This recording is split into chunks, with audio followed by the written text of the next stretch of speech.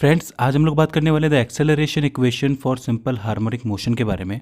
देखिए फ्रेंड्स, इससे पहले हम लोग पता कर चुके हैं कि कोई भी पार्टिकल जो है जो सर्कुलर मोशन करता है उससे जुड़ा हुआ एक और पार्टिकल होता है, वो उसी सर्कुलर पाथ के एक्सिस पर सिंपल हार्मोनिक मोशन करता है। हम लोग देख चुके हैं उसका डिस्प्लेसमेंट क्या होता है, उसकी वेलोसिटी क्या होती है, मतलब उसकी वेलोसिटी और डिस्प्लेसमेंट की कुछ ये इक्वेशन सब निकाल चुके हैं। आज हमें पता करना है कि इस पार्टिकल का एक्सेलरेशन क्या होता है। ठीक है, उसको हम लोग कैसे पता कर सकते हैं कि कौन से पॉइंट पे मिनिमम है, कौन से पॉइंट पे मैक्सिमम है, और पर्टिकुलर पॉइंट पे हम लोग इसको कैसे कैलकुलेट कर सकते हैं। और साथ साथ ही हम लोग एक वैल्यू निकालेंगे टाइम पीरियड के बारे में कि यानी कि किसी भी पॉइंट पे जब हमें एक्सेलरेशन की वैल्यू दे रखी है और साथ साथ डिस्प्लेसमेंट की वैल्यू दे रखी है, तो हम लोग टाइम पीरियड कैसे निकालेंगे कि कितने टाइम पीरियड में इसने इतना ऑक्सीलेशन किया, तो उसका फॉर्मूला भी आज हम लोग निकालने वाले हैं। तो आइए फ्रेंड्स शुरू करते हैं। हमें पता है कि ये डायग्राम है जिसके अंदर एक पार्टिकल ए है, वो एक सर्कुलर मोशन कर रहा है, और उससे जुड़ा हुआ पार्टिकल बी है जो इस वाई एक्सिस के ऊपर ऑक्सीलेटरी मोशन कर रहा है, राइट। अब यहाँ पर वेलोसिटी और डिस्प्लेसमेंट की इक्वेशन हमारे सामने है कुछ इस तरीके से, जैसे कि डिस्प्लेसमेंट की जो इक्वेशन है वो है ए साइन ओमेगा टी, और वेलोसिटी की दो हमारे पास इक्वेशन निकल के आती हैं। पहली तो है टाइम और वेलोसिटी के बीच में, यानी कि वी इज इक्वल्स टू में एक ओमेगा कोस ओमेगा टी, और दूसरी है वेलोसिटी और डिस्प्लेसमेंट के लिए, यानी कि वी इज इक्वल्स टू में ओमेगा अंडर रूट में a square minus y square, right. अब हमें पता है कि एक्सेलरेशन निकालने के लिए हमें वेलोसिटी का डिफरेंशिएशन करना पड़ता है टाइम के रिस्पेक्ट में, क्योंकि वेलोसिटी के अंदर आया हुआ चेंज टाइम के साथ साथ ही एक्सेलरेशन कहलाता है, राइट। तो इसका मतलब जब इसे आप सॉल्व करेंगे तो डी अपन में डी टी एक ओमेगा कोस ओमेगा टी, क्योंकि टी के रिस्पेक्ट में हो रहा है, राइट। तो यहाँ पे ए ओमेगा ये दोनों ही हमारे लिए जो है कांस्टेंट है, तो इसे हम लोग बाहर रखेंगे, और यहाँ पे डी अपन में डी टी कोस ओमेगा टी, राइट। अब जब इसका कोस ओमेगा टी का जब आप इसका डिफरेंशिएशन करेंगे तो माइनस का साइन ओमेगा टी निकल के आएगा, और ओमेगा टी का करेंगे तो ओमेगा। तो इस तरीके से वैल्यू निकल के आएगी अल्फा इज इक्वल्स टू में माइनस ए omega square sine omega t, ठीक है। ये निकल के आती है हमारे सामने एक्सेलरेशन की वैल्यू। अब एक्सेलरेशन को हम लोगों ने अल्फा का नाम दिया है क्योंकि जो ए होता है वो सिंपली लीनियर एक्सेलरेशन के लिए होता है, या फिर इसको हम लोगों ने एम्पलीट्यूड भी माना हुआ है, राइट। तो यहाँ पर हम लोगों ने इस चीज़ को अल्फा लिखा है, राइट। अब मैं आपको बता दूं कि जैसे कि ये जो एक्सेलरेशन और टाइम के बीच का रिलेशन बता रहा है, वही मैं कहूँ कि एक्सेलरेशन और डिस्प्लेसमेंट के बीच का रिलेशन हम लोग कैसे निकालेंगे। तो बहुत सिंपल सी बात है, अगर आप यहाँ पे देख पा रहे हो तो ए साइन ओमेगा टी क्या होता है, वाई ऊपर लिखा हुआ है हमें। तो इस चीज़ को अगर आप सब्सटीट्यूट कर दें, यानी कि इसको आप लिख दें कि अल्फा इज इक्वल्स टू में माइनस ओमेगा स्क्वायर वाई, तो ये भी एक एक्सेलरेशन की जो इक्वेशन है वो निकलेगी। लेकिन ये एक्सेलरेशन और डिस्प्लेसमेंट के बीच की इक्वेशन है, ऊपर वाली जो है वो एक्सेलरेशन और टाइम के बीच की है, राइट। तो दो इक्वेशन हमारे सामने एक्सेलरेशन के लिए भी निकल के आ गई, तो हमें समझ में आ गया। अब हमें पता करना है कि मिनिमम एक्सेलरेशन की वैल्यू कौन से पॉइंट पे होगी। तो हम इसी इक्वेशन से alpha is equals to minus omega square Y से निकाल सकते हैं। कैसे? जब y की वैल्यू ज़ीरो हो जाए, यानी कि y क्या है हमारे पास, y एक्सिस क्या है, ये y एक्सिस यानी कि डिस्प्लेसमेंट है, इसकी वैल्यू अगर जीरो हो जाए तो ये ओमेगा स्क्वायर भी जीरो हो जाएगा, मल्टीप्लाई होगा, यानी कि पूरा एक्सेलरेशन जीरो हो जाएगा। तो इसका मतलब जब y इजिकल्स टू में जीरो तो अल्फा इजिकल्स टू में जीरो। अब y इजिकल्स टू में जीरो कहाँ होता है? मीन पोजीशन पे। क्यों? क्योंकि मीन से तो शुरू होता है, यहाँ से y जो है प्लस में जाता है, यहाँ से y जो है नीचे की तरफ माइनस में जाता है, राइट।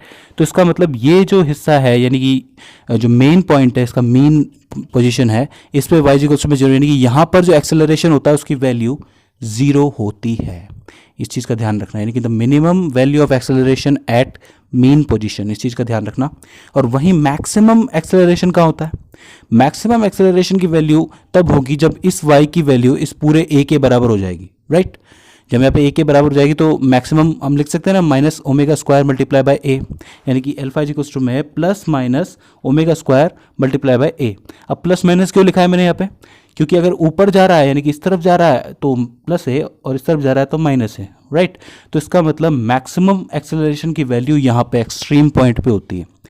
इस चीज़ को आप थोड़ा सा पर्सनली प्रैक्टिकली सोचकर भी देख सकते हैं कि देखिए यहाँ पर जो एक्सट्रीम पॉइंट पे जब हमारा पॉइंट आता है, यानी कि हमारा पेंडुलम आता है, तब यहाँ पे वेलोसिटी की वैल्यू जीरो हो जाती है, यानी कि वेलोसिटी के अंदर सबसे ज़्यादा चेंज एक्सट्रीम पॉइंट पे आता है, राइट। और हमें पता है कि सबसे ज़्यादा अगर वेलोसिटी में चेंज आ रहा है तो सबसे ज़्यादा एक्सेलरेशन में भी चेंज आएगा। तो यानी कि यहाँ पर एक्सेलरेशन की वैल्यू सबसे ज़्यादा होती है, एक्सट्रीम पॉइंट पे मैक्सिमम होती है, और मीन पॉइंट पे एक्सेलरेशन की वैल्यू जीरो होती है। जबकि वेलोसिटी में क्या होता है, यहाँ पे एक्सट्रीम पॉइंट्स पे वेलोसिटी की वैल्यू सबसे कम होती है, जीरो होती है, और मीन पॉइंट पे वेलोसिटी की जो वैल्यू होती है वो सबसे ज़्यादा होती है। इस रिलेशन को आपको ध्यान में रखना है। तो आई होप आपको समझ में आया होगा कि एक्सेलरेशन कहाँ ज़्यादा होता है और कहाँ कम होता है। यानी कि मिनिमम एक्सेलरेशन अगर हमें निकालना है तो मेन पोजीशन पे जाइए, मैक्सिमम एक्सेलरेशन अगर हमें निकालना है तो इसके एक्सट्रीम पॉइंट्स पे जाइए, और किसी पर्टिकुलर टाइम पे एक्सेलरेशन की वैल्यू निकालनी है तो इससे निकाल सकते हैं, इस वाली इक्वेशन से निकाल सकते हैं, alpha equals to minus A omega square sine omega T. और अगर किसी पॉइंट पे यानी कि किसी डिस्प्लेसमेंट पे एक्सेलरेशन की वैल्यू निकाल तो यहाँ पे आप इस इक्वेशन का यूज कर सकते हैं, alpha equals to minus omega square Y. यानी कि इस तरीके से भी किसी भी पॉइंट पर किसी भी टाइम पर एक्सेलरेशन को कैलकुलेट किया जा सकता है सिंपल हार्मोनिक मोशन के अंदर। ठीक है, अब इस चीज को आप लोग थोड़ा सा नोट करके देखिए, इस इक्वेशन को नोट करके देखिए, alpha equals to minus omega square Y को। यहाँ पे आप लोगों को क्या दिख रहा है? यहाँ पे हमें ये दिख रहा है कि जो अल्फा यानी कि एक्सेलरेशन है वो इस वाई यानी कि डिस्प्लेसमेंट के डायरेक्टली प्रोपोर्शनल है। यानी कि जितना ज्यादा डिस्प्लेसमेंट होगा उतना ही ज्यादा एक्सेलरेशन होगा। और साथ ही यहाँ पे जो माइनस का निशान है वो बता रहा है कि ये दोनों एक दूसरे के अपोजिट डायरेक्शन में चलते हैं। फॉर एग्जांपल अगर किसी पेंडुलम में मैं इतना डिस्प्लेसमेंट दूं इस डायरेक्शन के अंदर तो इसका जो एक्सेलरेशन है वो मीन पॉइंट की तरफ इसके डायरेक्टली प्रोपोर्शनल होगा। जैसा कि मैंने सिंपल हार्मोनिक मोशन के इंट्रोडक्शन में बताया था कि जो एक्सेलरेशन है वो मीन पॉइंट की तरफ जाने की कोशिश करता है, एक्ट टुवर्ड्स मीन पॉइंट्स। और ऐसा कौन से मोशन में होता है? सिंपल हार्मोनिक मोशन के अंदर। यानी कि ये जो पॉइंट एक्सिस के ऊपर इधर उधर जो एक्सेलरेशन कर रहा है वो सिंपल हार्मोनिक मोशन कर रहा है। इस चीज को प्रूव करना था हमें एक्सेलरेशन की मदद से। अब यहीं पे अगर मैं जानना चाहूं कि एक पर्टिकुलर डिस्प्लेसमेंट पे या फिर एक पर्टिकुलर एक्सेलरेशन पे उस समय इस पॉइंट का टाइम पीरियड क्या था तो मैं कैसे पता करूंगा, कैसे मैं इसको कैलकुलेट करूंगा? तो बहुत सिंपल है, इसी इक्वेशन से हम निकाल सकते हैं कि ये तो देखिए माइनस का निशान तो है, यहाँ पर डायरेक्शन बता रहा है, वरना इसका जो मैग्नीट्यूड होगा वो क्या होगा? मैग्नीट्यूड इसका होगा ओमेगा स्क्वायर वाई। यानी कि मैं लिख सकता हूँ omega square Y is equals to में अल्फा, और यहां से मैं अगर ओमेगा की वैल्यू निकालूं तो क्या निकल सकती है? अल्फा अपॉन में वाई का अंडर रूट, राइट। और यहां पर ओमेगा की वैल्यू क्या होती है? 2 पाई अपॉन में टी। तो 2 पाई अपॉन में T is equals to under root में अल्फा अपॉन में वाई।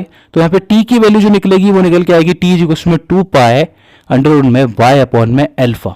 या फिर इसे ऐसे भी लिख सकते हैं कि टी इज इक्वल्स टू में 2 पाई अंडर रूट में डिस्प्लेसमेंट अपॉन में एक्सेलरेशन।